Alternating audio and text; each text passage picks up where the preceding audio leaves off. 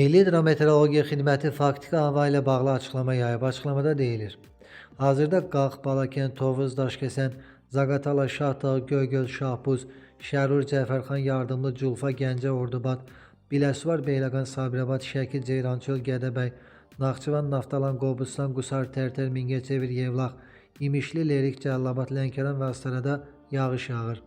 Bəzi yerlərdə qərb küləyi əsir. Küləyin maksimal sürəti Daşkəsəndə 23, Bakıda və Abşeronda, eyni zamanda Yardımlı, Balakən, Mingəçevir və Şahdağda 20, Altıağaz və Şahbuzda 18, Göygöl, Xınalıq və Gədəbəydə 16, Culfa və Şəkidə isə 15 metr saniyəyə çatır. Məlumata görə ölkə ərazisində müşahidə olunan qeyri-sabit hava şəraiti mayın 6-sına qədər davam edəcək. İndi isə sabahın havası ilə bağlı daha ətraflı.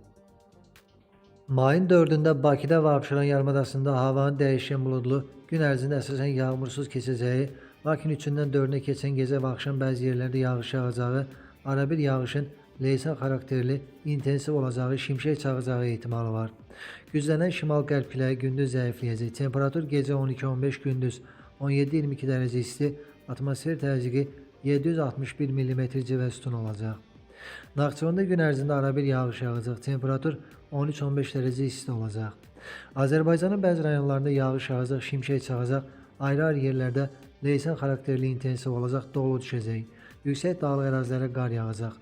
Bəzi yerlərdə duman olacaq, mülayim şərq küləyi əsəcək.